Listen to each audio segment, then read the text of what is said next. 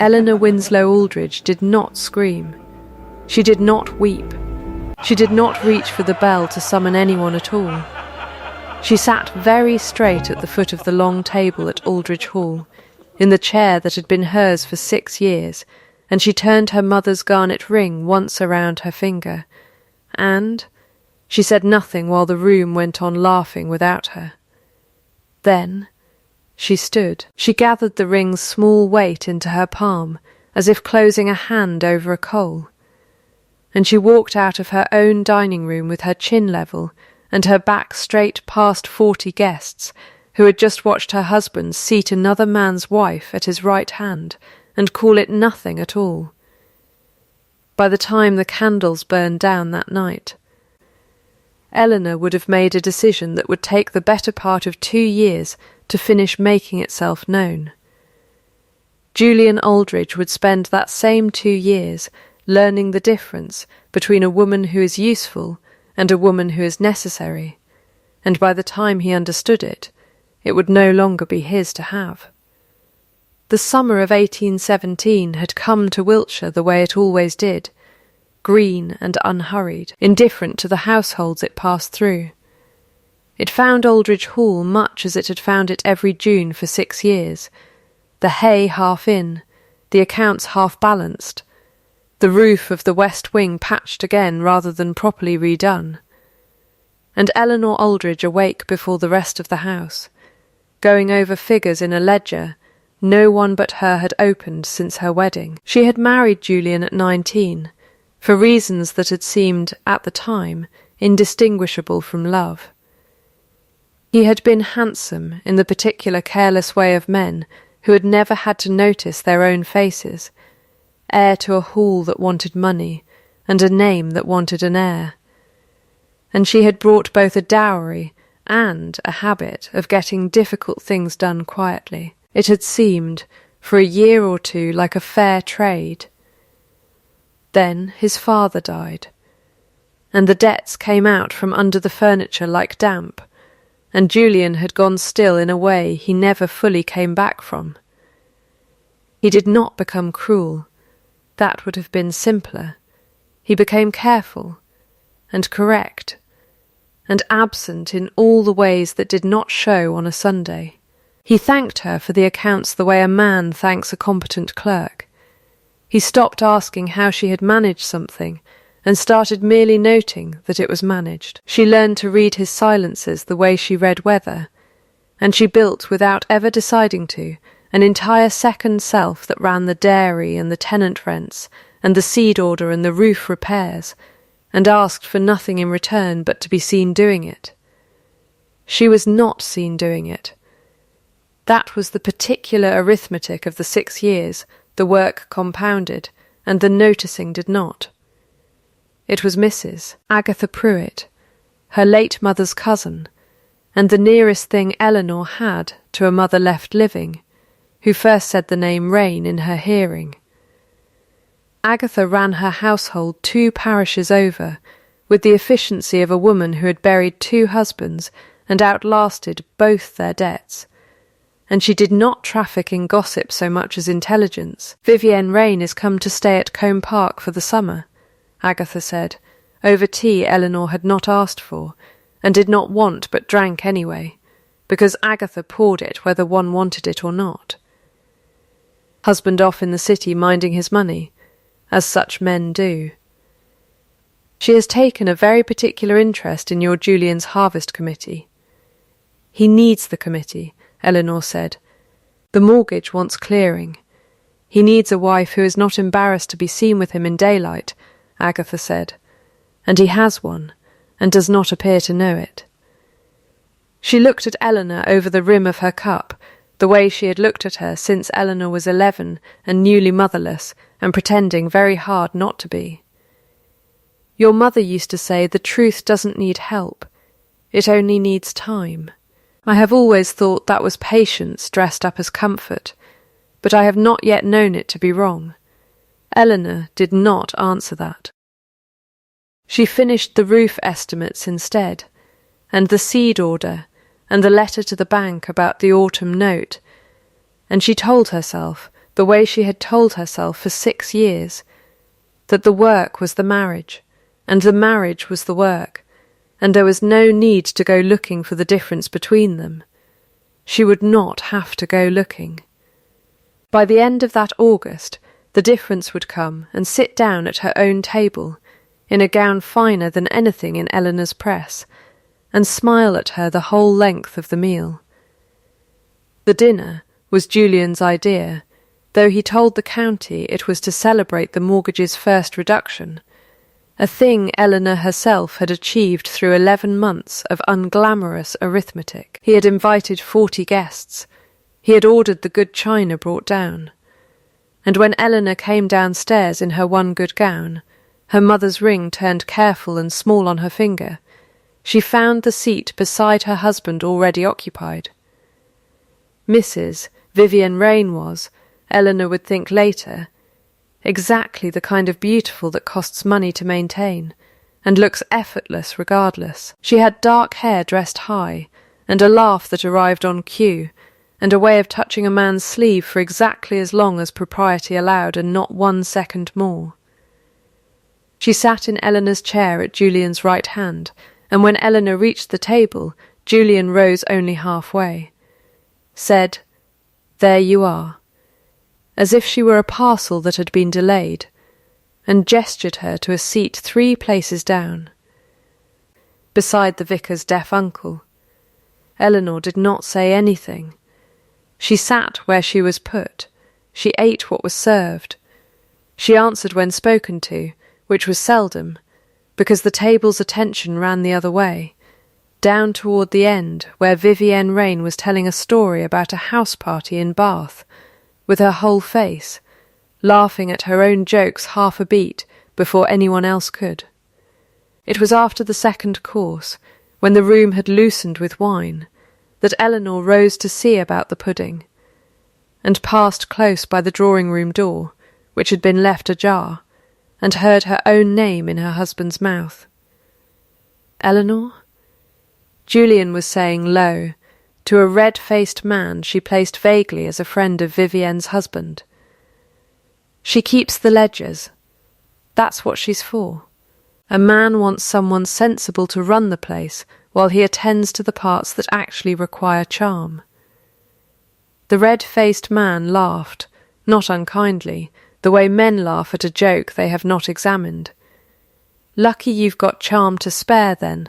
One does what one can," Julian said, and there was a smile in his voice Eleanor had not heard directed at her in longer than she wanted to count.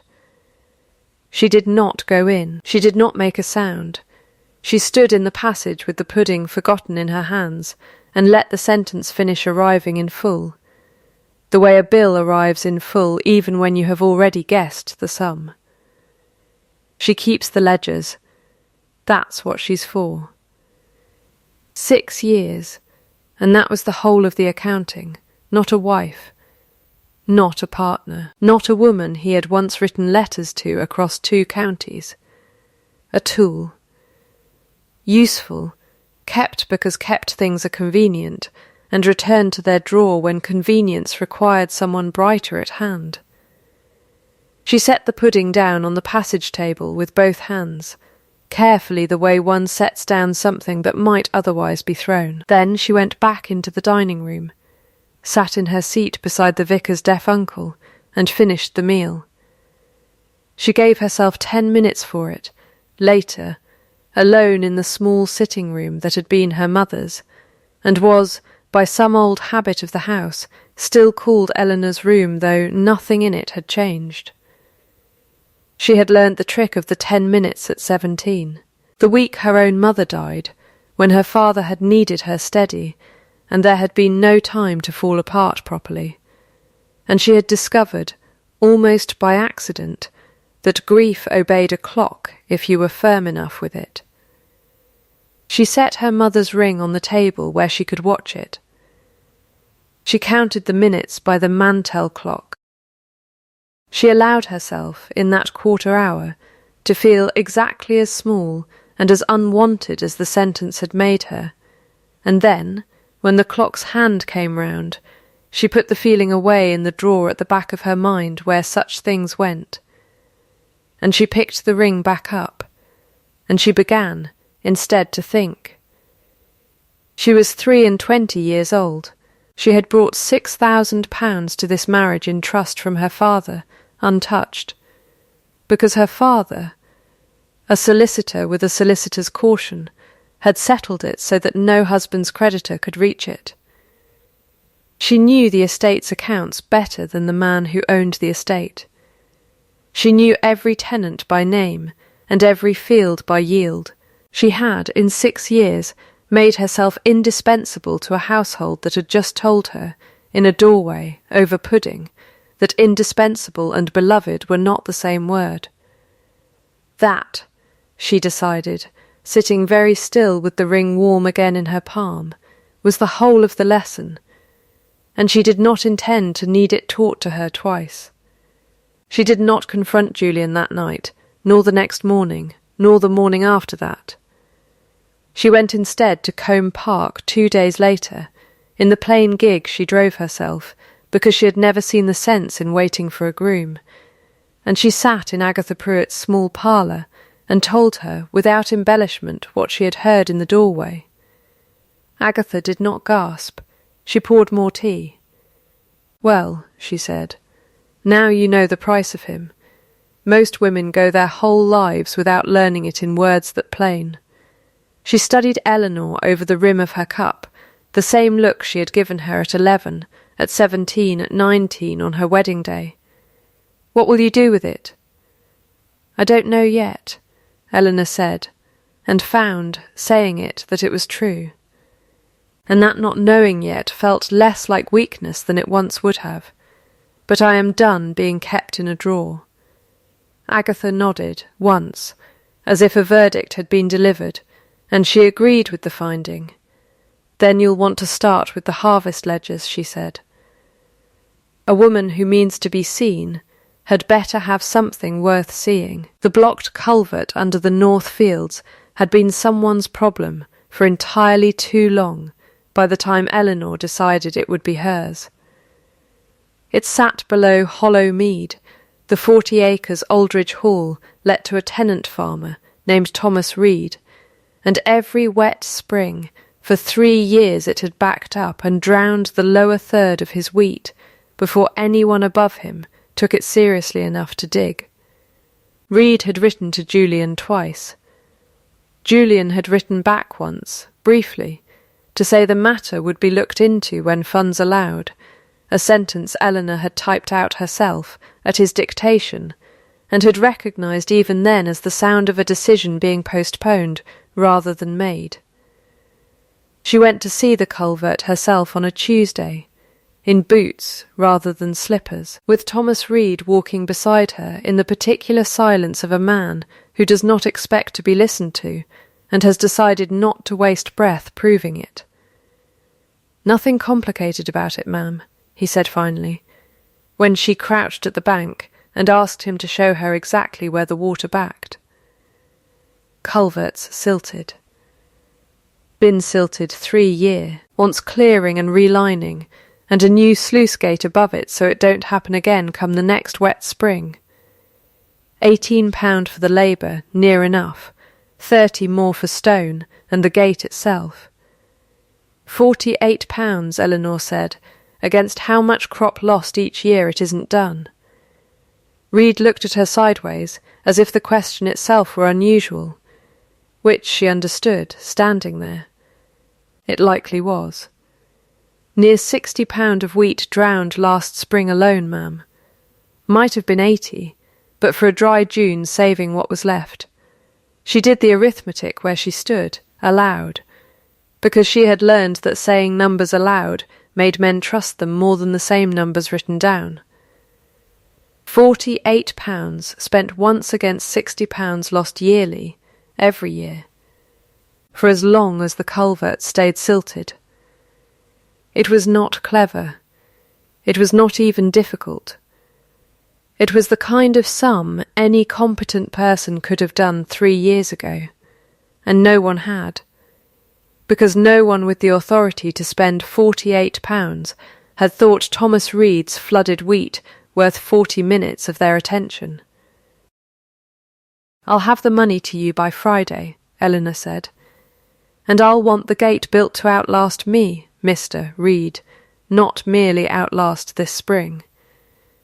Reed did not smile. She would learn over the following months that he smiled perhaps twice a year, and both times were for his children, but something in his face unlocked half a degree, the particular loosening of a man deciding, provisionally, that a person might be worth his trust after all. "I'll build it right then," he said.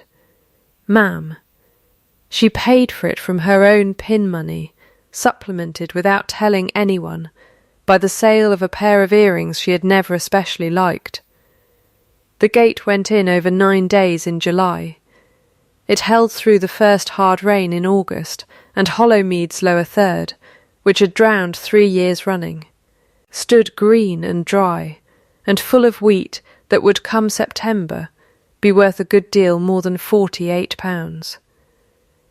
Word of a flooded field saved travels slowly through a county, and then all at once, the way water itself moves, pooling unseen for a long time, and then finding, all in a rush, the one channel that lets it run downhill to everywhere at once. By the end of August, 2 more tenants had come to Eleanor directly, rather than to Julian, one about a barn roof, and one about a boundary hedge, and both times she had listened, done the sums aloud, and found the money somewhere that was not the estate's already strained account. Julian noticed the barn roof before he noticed anything else, because it was new slate and visible from the drive. "Did you see to that?"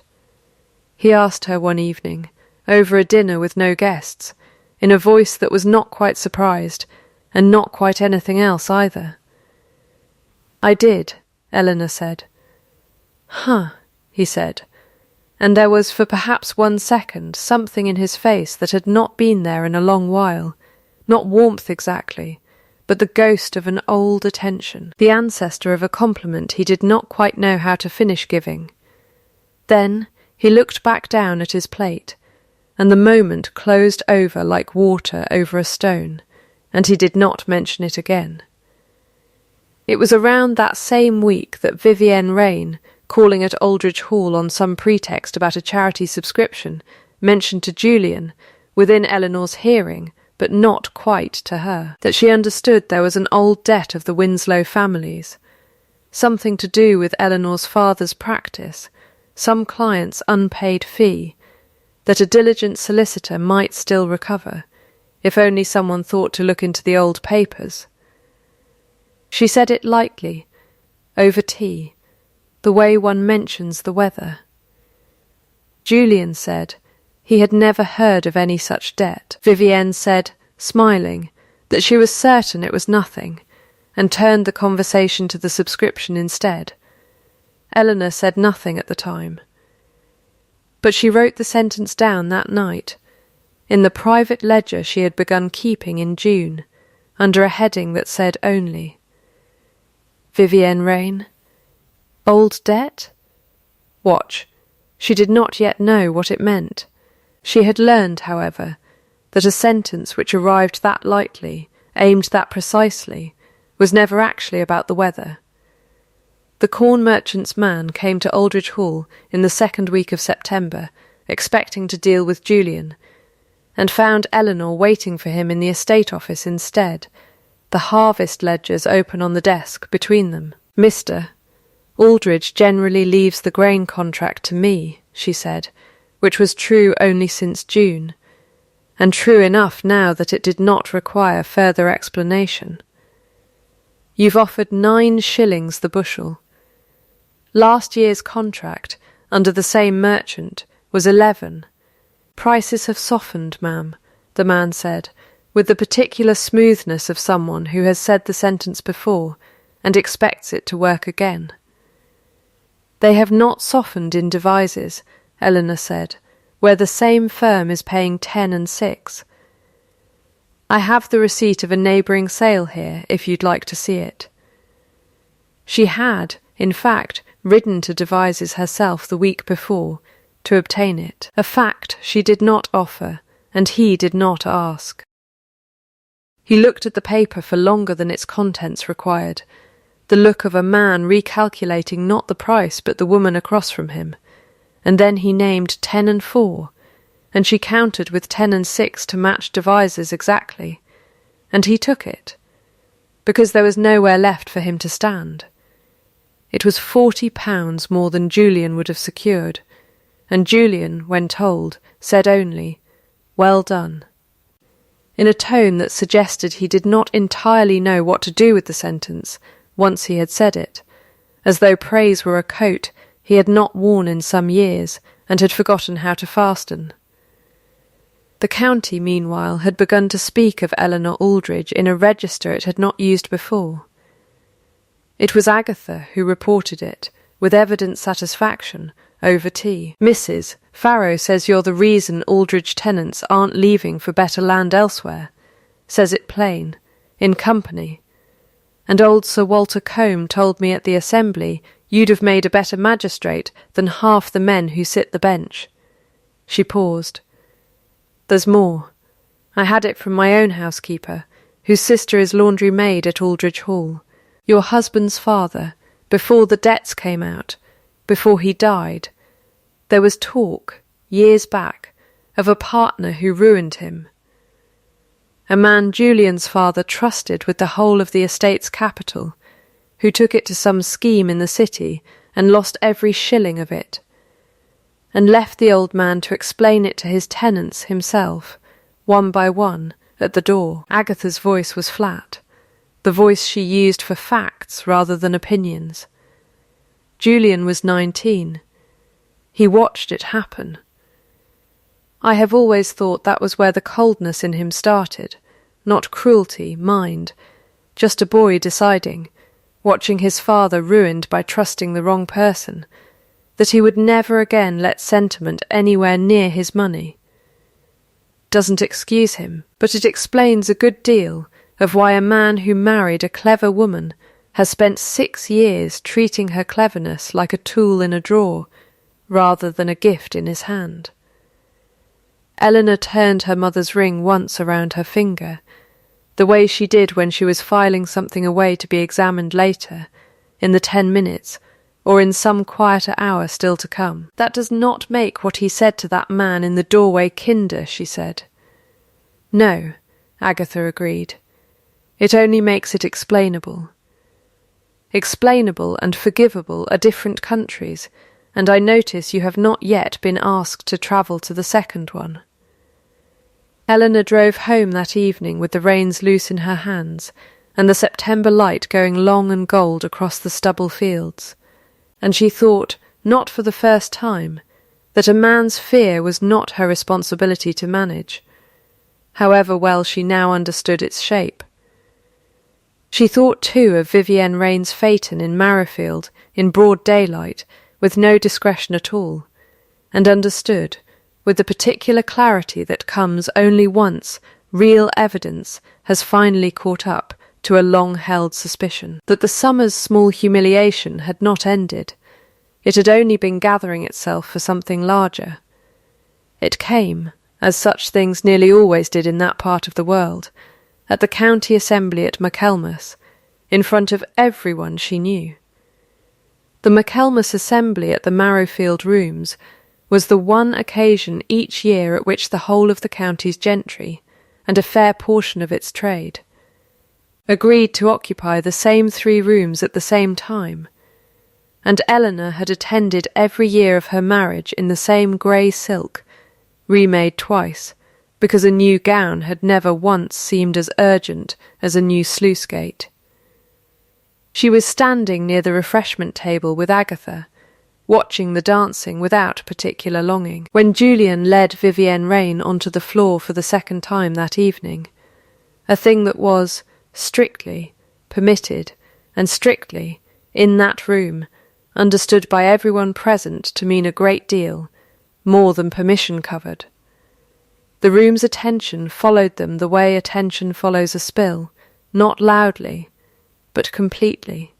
Eleanor watched her husband's hand at Vivienne Rain's waist, and Vivienne's laugh tipped back and offered to the whole room like a coin thrown for effect, and she felt something in her chest go very quiet and very cold, the particular stillness of a woman doing arithmetic she has already, somewhere beneath the counting, finished doing. It was Gideon Rain who found her a moment later, having crossed the room with the unhurried directness of a man used to being given space rather than asking for it. She had met him only once before, briefly, at a dinner in July, and remembered chiefly that he had asked her 3 intelligent questions about drainage, and had listened to all 3 answers as though they mattered. He was perhaps 40, broad through the shoulder, in the manner of a man who had done physical work at some point in his life, and had not entirely lost the habit, with a fortune from shipping and banking interests in the city, that was, by every account she had heard, so large as to have become a kind of local weather system of its own. He did not look at the dance floor. He looked instead at Eleanor, with an expression she recognised because she had worn it herself for 6 years, the particular composure of someone standing very still atop something that has just cracked. "Mrs. Aldridge," he said, "I understand you saved a man named Reed's whole crop of wheat this summer for the cost of a sluice gate and 9 days' labour." It was such an unexpected sentence, in that room, on that evening, that Eleanor very nearly laughed. "I did," she said.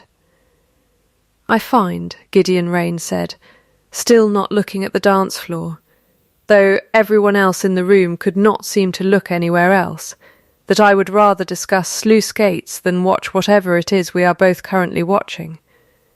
Will you walk with me as far as the window? The dancing does not require an audience quite this attentive." Eleanor set down her cup. "I would like that very much," she said, and did not look at Julian either, though she was aware, with the whole surface of her skin, that for the first time in longer than she could remember, he was looking at her. They reached the tall window at the room's far end, where the candlelight thinned and the glass gave back a version of the assembly, gone soft and doubled, and Gideon Rain stood beside her for a long moment without speaking, watching the reflection rather than the room itself. "My wife tells me a great many things," he said finally, quietly, in the flat voice of a man reading a bill of sale rather than a confession. Charitable subscriptions, visits to sick friends, a fondness for the Marrowfield assemblies that has this summer become considerably more frequent than in any of the 6 summers before it. He paused. "I am not a stupid man, Mrs. Aldridge, whatever else tonight may suggest about my judgment. I have simply been, until recently, a very busy one." Eleanor said nothing. It was not her confession to receive, and she had learned, this summer above all others, the value of letting a silence do its own work. "There is a discrepancy in my own accounts," he said, "of some months' standing, that I had put down to a clerk's error. I no longer think it is a clerk's error." He turned, finally, to look at her directly, and there was nothing performed in it, none of the smoothness his wife wore like a second gown. "I think you and I may shortly have a great deal to discuss that has nothing to do with dancing." Behind them, the music turned, and Julian's laugh carried once across the room, bright and careless, the laugh of a man who had not yet noticed how much of the room had stopped watching him and started watching. Instead, the woman he had once called useful, standing very still at the window with the county's richest man beside her, both of them looking at something neither Julian nor Vivienne Rain had thought to guard. The discrepancy Gideon Rain had mentioned at the window turned out, once he laid it before Eleanor a week later in the small study at Combe Park, that Agatha had lent them for the purpose, to be considerably larger than a clerk's error, and considerably closer to home than either of them had first supposed. It was £210, drawn in 4 instalments since March against an account Vivienne Rain held nominal charge of for household and charitable expenses, each instalment noted in her own hand as a subscription to a fund for distressed clergy widows that turned out, when Gideon wrote discreetly to the diocese to confirm the fund's existence, not to exist at all. £210 is a great deal for a woman to spend on a fund that isn't real, Eleanor said, studying the ledger page he had brought. But it is not, forgive me, a fortune to a man of your means. Why does it trouble you enough to have crossed a ballroom over it? Because it isn't about the money, Gideon said. He sat across the small table with his hands folded, still, in the particular way of a man keeping them from doing something else. It is about what the money was for. I had a clerk trace the payments before I came to you. Each of the 4 instalments matches, almost to the day, a payment made from a separate account, your husband's account, Mrs. Aldridge, toward what is recorded there only as legal fees, Winslow matter. Eleanor went very still. I do not yet know what the Winslow matter is, Gideon said. I had rather hoped you might. She did know, or nearly. She went home that same evening and wrote to her father's old firm in Bath, the solicitors who had drawn her marriage settlement and held still the deed of trust protecting her £6,000 from any creditor of her husband's, a trust her father, cautious to the last, had structured so carefully that not even Julian himself could touch the principal without her signature and the firm's joint consent. The reply came back within the week, in the careful hand of Mr. Edmund Farrow, the junior partner who had inherited her father's caution along with his practice. There had been, Mr. Farrow wrote, an inquiry made in July, not by Eleanor, and not, on paper, by Julian either, though the letter requesting it had been written on Aldridge Hall stationery, and signed with a signature that was, Mr. Farrow noted with a solicitor's precision, not entirely consistent with Mr. Aldridge's hand as it appears on prior correspondence. The inquiry had asked whether the Winslow Trust could, under any circumstance, be dissolved or its principal advanced against an outstanding family debt, specifically an unpaid legal fee owed by the late Mr. Winslow's estate to a client whose name was given, in the letter, as a Mr. Josiah Calloway. There was no Josiah Calloway in her father's records. Mr. Farrow had checked, twice. Eleanor sat with the letter a long while, the ring turning slow between her fingers, and felt the whole shape of the summer rearrange itself around one plain fact. Someone had invented a debt, invented a client, and forged, or persuaded Julian to forge, or worse, persuaded Julian to believe was real enough to sign. A request to break open a trust her own dead father had built specifically to survive exactly this kind of hour, and the money drawn from Gideon Rain's household accounts, dressed as charity for widows who did not exist, had gone, if the dates matched, toward the legal costs of trying to open that trust from the outside, while Julian tried to open it from within. Not a debt, a door. Someone had been trying, patiently, all summer, to pry open the one thing her father had left specifically unbreakable, and to use another woman's husband's money to do it. She did not go to Julian first. She went, instead, back to Combe Park, and laid Mr. Farrow's letter beside Gideon's ledger page on the small table, and watched 2 separate paper trails converge into a single, ugly, coherent shape. She is not merely unfaithful, Eleanor said quietly. She is financing it, out of your money, to open my trust, so that whatever is left of my husband's mortgage debt can be cleared with my father's money instead of yours or his, and I expect, once it's cleared, she means for Julian to be a good deal more attractive a prospect than he currently is." Gideon's jaw worked once, the particular stillness of a man absorbing a blow he had already, on some level, been braced for since the ballroom. "And what does she gain," he said, "once my accounts have paid for prying open yours?" "I imagine," Eleanor said, "that depends on whether she intends to still be your wife by Christmas." Neither of them said anything for a long moment.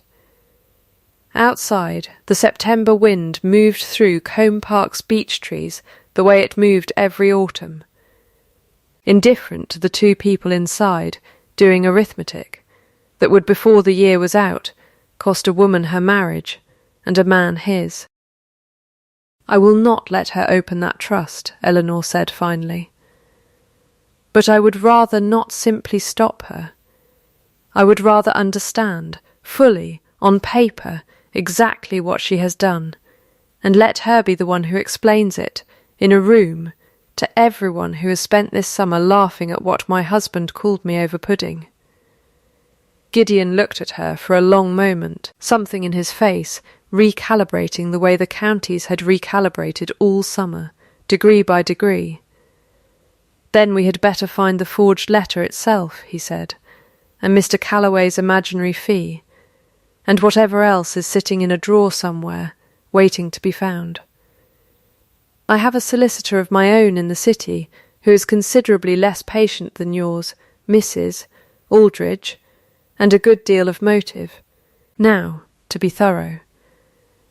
"Then we begin Monday," Eleanor said, and for the first time since the doorway in August, something in her chest that had been clenched all summer eased, fractionally, into the shape of a plan. The forged letter surfaced in October, not through any cleverness of Eleanor's, but through the ordinary, unglamorous mechanism of a bank clerk in Devizes, who remembered a face. Mr. Farrow's inquiries had established that the request to dissolve the Winslow Trust had been posted from Devizes, not Marrowfield, on the 11th of July, a Tuesday, the same Tuesday. Eleanor realised with a small cold jolt that Julian had been seen driving Vivienne Rain's phaeton through the town in broad daylight.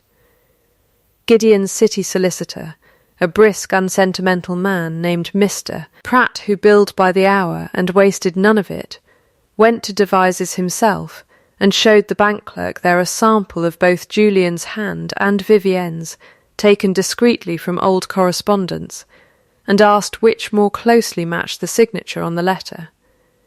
The clerk did not hesitate.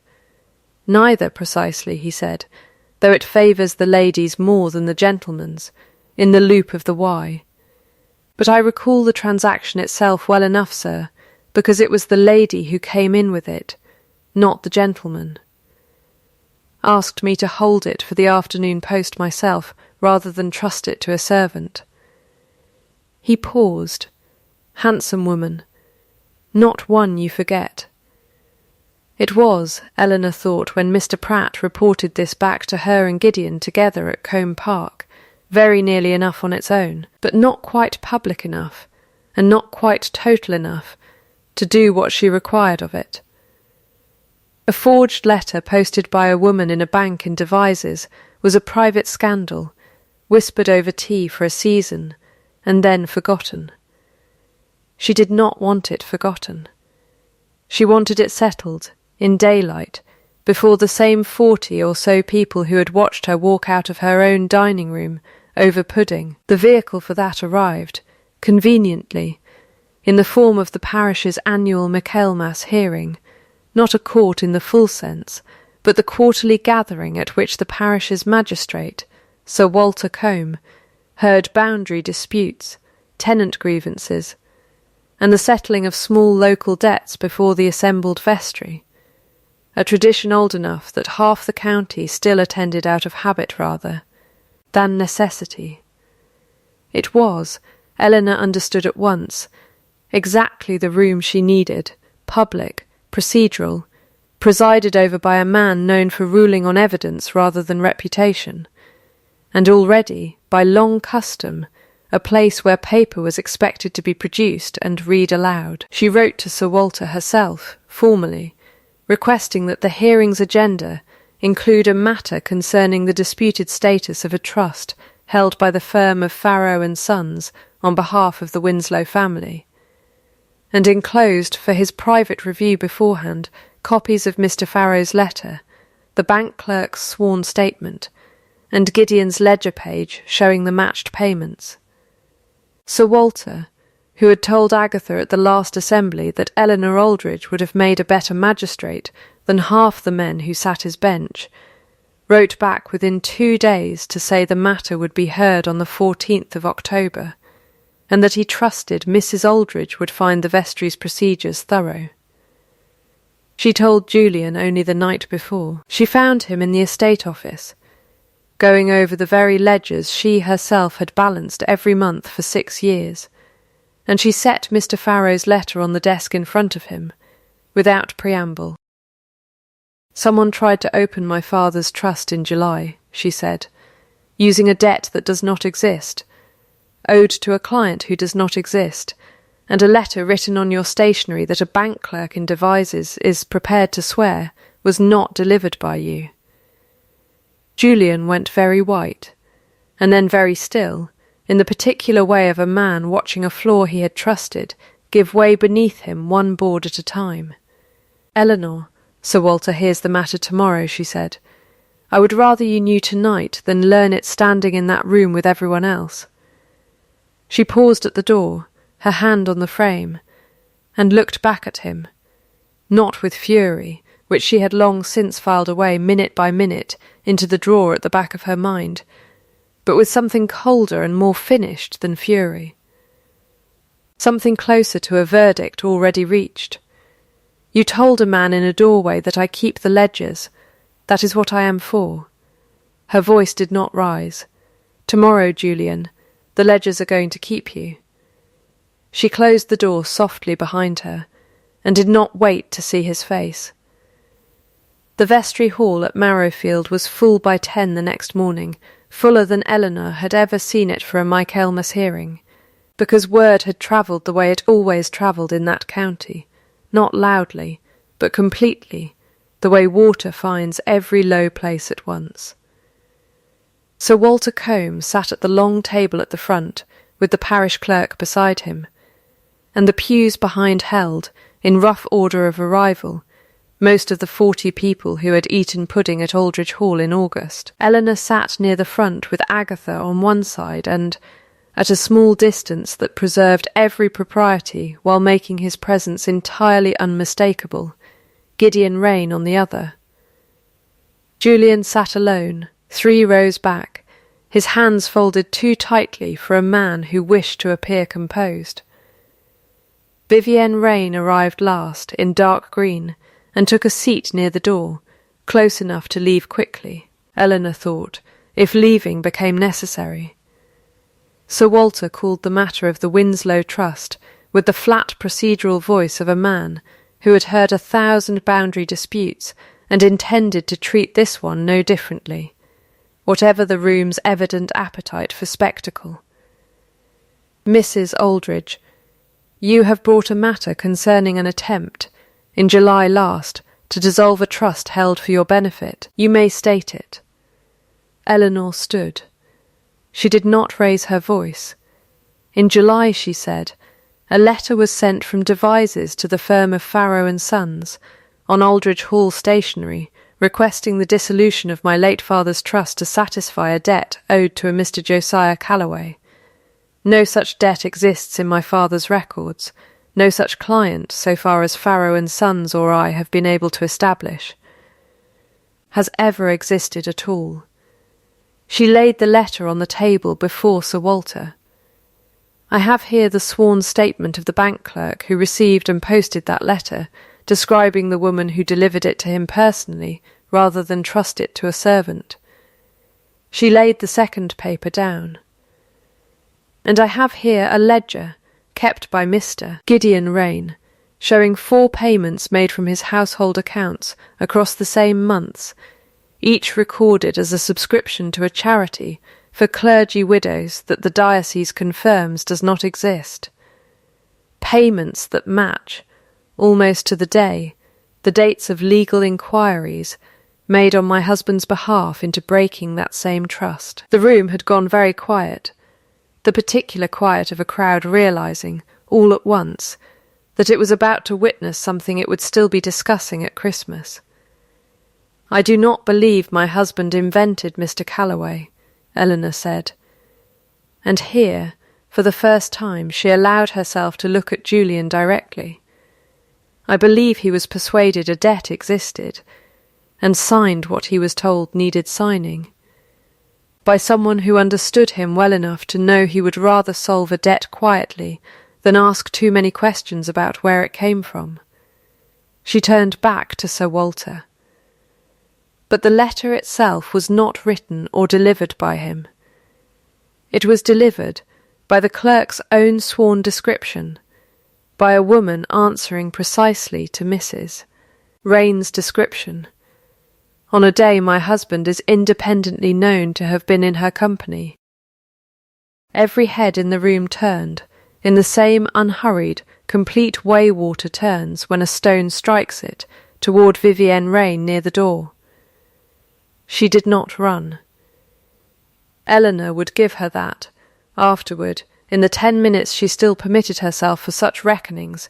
Vivienne Rain sat very straight, her chin level, and for one moment she and Eleanor might almost have been mirrors of each other. 2 women who had each spent a summer being underestimated. But where Eleanor had built, Vivienne had borrowed, and the difference showed now in the way her hands, gloved and still, could not quite keep from tightening in her lap. "This is a private family matter dressed up as theatre," Vivienne said, and her voice, for the first time all summer, did not arrive quite on cue. "It is a forged legal document," Sir Walter said mildly, "concerning a trust, presented before a vestry hearing at the trust holder's own request. I am afraid that makes it very much my business, madam, whatever else it may be." It was Thomas Reed who spoke next, unbidden, rising from a bench near the back where he had come. Eleanor understood only then, entirely on his own account, without her having asked. "Begging pardon, Sir Walter," he said, "but I've nothing to do with trusts nor ledgers of that kind. I only know Mrs. Aldridge herself paid for the sluice gate at Hollow Mead out of her own pin money this summer, when her husband hadn't the ready cash to spare for it, and sold her own earrings to make up the difference. A woman minding her tenants' flooded fields on her own coin isn't a woman scheming to break open a trust for want of money, Sir Walter. She's the only one in this room who's shown she doesn't need to." A murmur went through the pews, not loud, never loud, but complete, the particular sound of a county's opinion finishing a turn it had been making all summer. Sir Walter allowed it a moment before he raised one hand, and the room quieted. "Mrs. Rain," he said, "have you anything to say regarding the delivery of this letter to the bank at Devizes on the 11th of July?" Vivienne Rainey looked for one long moment at Julian, who did not look back at her, and then at Gideon, whose face gave her nothing at all, and then, finally, at Eleanor, and something behind her composure, not the composure itself, but whatever had been propping it up all summer, visibly went out, like a candle starved rather than blown. "I delivered a letter," she said at last, very quietly. "I do not deny it was mine to deliver." Sir Walter made a note. "Then the trust stands undissolved and unmolested," he said, "as it was always going to, given the settlement's own terms, which I have reviewed and find sound. Whatever further matters arise from this admission between the parties concerned are, I think, rather beyond a Michaelmas hearing's authority to settle. But the letter itself and its author are now a matter of parish record." He looked up, over his spectacles, at the room rather than at any one person in it. I would remind everyone present that a forged signature is not a small matter, merely because no money was ultimately lost. It very nearly was. It was prevented only because a trust was built carefully enough, some years ago, by a father who did not live to see it tested, and because his daughter kept her own records well enough to notice the attempt at all. He closed the folder. The hearing moved on to a boundary dispute concerning a hedge 2 farms over, and the room's attention did not. Eleanor did not look at Julian as she gathered her papers. She did not need to. She could feel, without looking, the particular weight of 40 people no longer laughing, and for the first time in longer than she could reasonably count, it did not feel like a burden at all. Gideon Rain did not have his own accounting to give in front of the vestry. His wife's borrowing of his money was, as Sir Walter had said, beyond a parish hearing's authority. But he gave it that same evening, in the small study at Combe Park, with only Eleanor and Agatha present, because Eleanor had asked him plainly whether he meant to explain himself or merely to apologise, and he had said he preferred, if she would allow it, to do both properly rather than either badly. "I married Vivienne 8 years ago," he said, "for reasons that were, on my side at least, closer to arithmetic than affection, a sensible match between 2 families who understood commerce. I do not say that to excuse what came after. I say it because I have spent this autumn realising that a marriage begun as arithmetic tends to stay arithmetic on both sides. Unless someone troubles to make it something else, and I never troubled." He turned his hat once in his hands, the small unconscious gesture of a man who had, Eleanor thought, very few nervous habits and had just discovered one. "I was away a great deal. Trade does not run itself, and I let it run me instead, and told myself that providing generously for a marriage was the same as attending to it. It is not. I understand that a good deal more clearly now than I did in July. That is an explanation," Eleanor said. "It is not yet an apology." "No," Gideon agreed. "The apology is this. I am sorry that my absence made it easy for her to look elsewhere, and easier still for her to spend my money doing it, and I am sorry that the first time I truly saw you, not the running of an estate, which I admired within a week of hearing of it, but you, specifically unhappy in a room full of people who did not deserve your composure. I saw it because my own house was already on fire, and yours had just caught the same spark." He looked at her directly. "I do not ask you to feel anything about that tonight. I ask only that you allow me to be useful to you in whatever comes next. Not because you require rescuing, Mrs. Aldridge. You have made amply clear this autumn that you do not, but because I find I would like to be, and have not felt that particular wish in some years." Eleanor considered him for a long moment, turning her mother's ring once around her finger. "Useful," she said, "is a word I have grown careful of this year. Missa Rain, then I withdraw it," he said, without hesitation, "and offer instead only this. I would like to know you better, on whatever terms you find fair, once both our households have finished being untangled. I am not asking for anything tonight beyond your permission to ask again, properly, when it is not indecent to do so." "That," Agatha said from her chair by the fire, not looking up from her needlework, "is the first sensible thing either of you has said all evening." Eleanor found, to her own mild surprise, that she was very nearly smiling.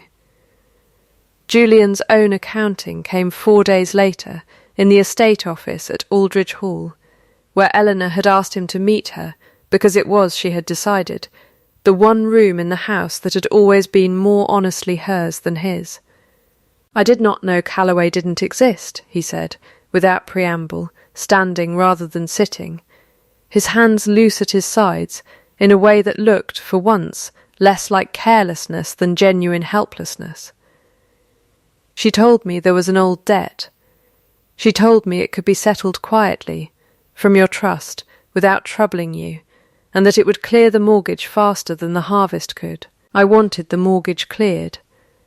I have wanted it cleared since my father died, and I watched him explain, one tenant at a time, standing at his own front door, that a man he had trusted had ruined him. I swore I would never be that man, standing at a door explaining ruin. I swore it so hard I stopped noticing I was becoming. Instead, a man who would sign nearly anything a confident voice put in front of him, so long as it promised to keep the ruin away. He stopped, started again. That is not an excuse. I know it is not an excuse. It is only the truth, which you are, I think, the one person in this county who has ever actually wanted from me. I distinguish, Eleanor said, between an apology and an explanation, Julian. You have just given me an explanation. It is a real one, and I do not dismiss it. But I have not yet heard you say the other thing. He was quiet a moment. I am sorry, he said finally, and his voice broke slightly on the second word. The sound of a man discovering the sentence cost more than he had budgeted for it. I am sorry I called you useful in a doorway, as though 6 years of you were a ledger entry. I am sorry it took losing the county's good opinion of me to notice I had already lost yours, some years before that, and never troubled to ask when. He looked at her. I do not expect you to want me back. I would like, if it is not presumptuous, to know what you do want, so that I might at least stop guessing wrong about you as a final courtesy. Eleanor had in fact spent the 4 days since the hearing writing the answer to that question, in the same private ledger where she had once written Vivienne Rain. Old debt? Watch? And she recited it now the way she recited any accounting, plainly, without ornament. I want the trust left exactly as my father built it, untouched, for the rest of my life, she said. I want the estate's accounts kept in both our names from this day, not merely managed by me and signed by you. I want Thomas Reed's wages, and every tenant's, reviewed and raised to a fair rate by Michaelmas next, as proof this house's economy runs on more than what it can extract from people too poor to argue. I want it understood, publicly, that whatever separation the law allows us, I remain mistress of this house's daily governance for as long as I choose to be, regardless of what becomes of the marriage itself. And I want you to stop being surprised every time I do something competent, as though competence were a trick I had only just learned, rather than a thing I have been doing, unwitnessed, for 6 years. Julian nodded slowly, and something in his face, Eleanor thought, looked almost like relief, the particular relief of a man finally handed terms plain enough that he no longer had to guess at the shape of what he owed. "All right," he said. "All right, then," Eleanor said, and that, for the present, was the whole of the treaty between them. Autumn gave way to a wary winter, and the wariness, slowly, gave way to something that resembled ordinary days. Eleanor did not return to Julian's bed, nor to the pretence of a marriage neither of them any longer had the heart to perform for the county's benefit. A formal deed of separation was drawn by Mr. Farrow before Christmas, generous to Eleanor by any measure, and Julian signed it without argument, in the same estate office, at the same desk, with a steadiness that suggested he had finally stopped fighting the accounting, and started, instead, paying it. Vivienne Rain left the county before the first snow, for a sister's house in the north, and was not spoken of again in any voice Eleanor troubled to listen to. Gideon settled matters with his own solicitors quietly and without cruelty, providing for her separately, dignified in exile rather than punished in public. which was, Eleanor thought, exactly the mercy a man who had once loved her, however badly, could still afford to grant. What grew instead, through that winter and into the spring that followed, was smaller than a courtship, and larger than mere acquaintance. Gideon Rain came to Aldridge Hall first about drainage, a genuine question, about whether Hollowmead's sluicegate design might answer for flooding on one of his own tenanted farms 2 counties over, and stayed to tea, and came again the following week about nothing in particular, and by February had fallen into the habit of arriving on Thursdays with no pretext offered at all, simply the plain statement that he had found himself in the neighbourhood and wondered whether she was at leisure. She noticed, because she had spent a lifetime noticing what other people missed, the particular accumulation of it, the chair he began, without remark, to move beside hers rather than across from her. The tea he learned, by March, to pour for her unasked, exactly as she liked it, having watched her make it for herself perhaps 4 times.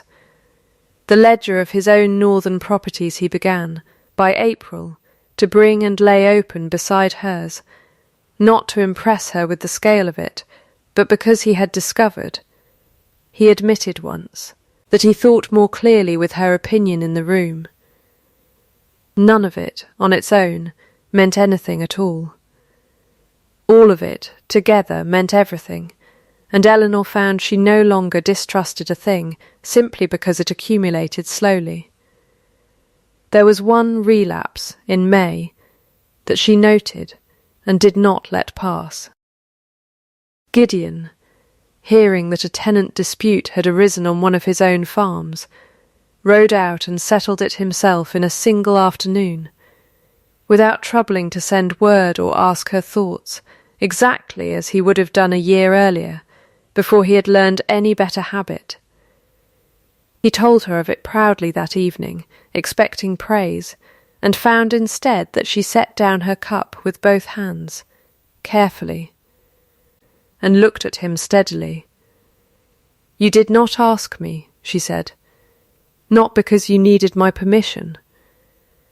Because you have spent 6 years training yourself to solve things alone and tell people after.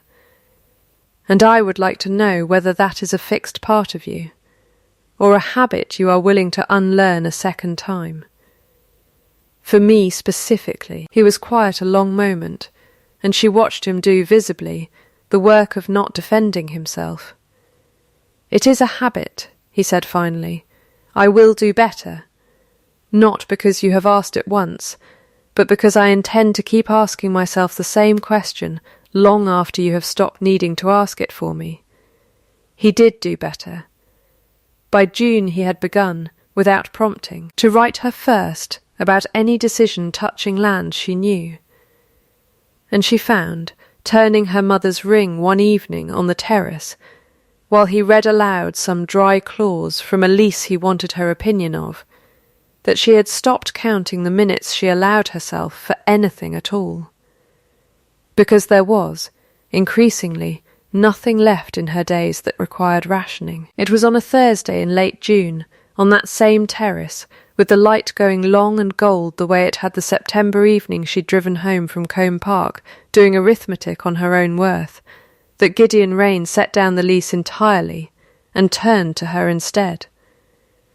"I have spent the better part of a year," he said, "learning the difference between being useful to a house and being wanted in it. I find I would like, for the whole of whatever life remains to me, to be the second thing to you, and never again mistaken for the first." He paused, and there was for once nothing smooth in his voice at all, only plainness. "I would choose you, Eleanor.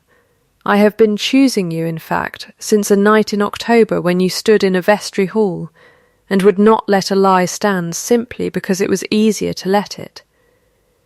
I expect I will go on choosing you for as long as you'll permit it." "That is not quite a question," Eleanor said, though her voice, for the first time in longer than she could remember, was not entirely steady either. No, he agreed, and reached into his coat and set on the table between them a small ring, a single deep-set stone, plain rather than showy, chosen, he told her later, specifically because it would not outshine the garnet she already wore and clearly had no intention of ever removing. I did not want to ask it as a question you might feel obliged to answer kindly.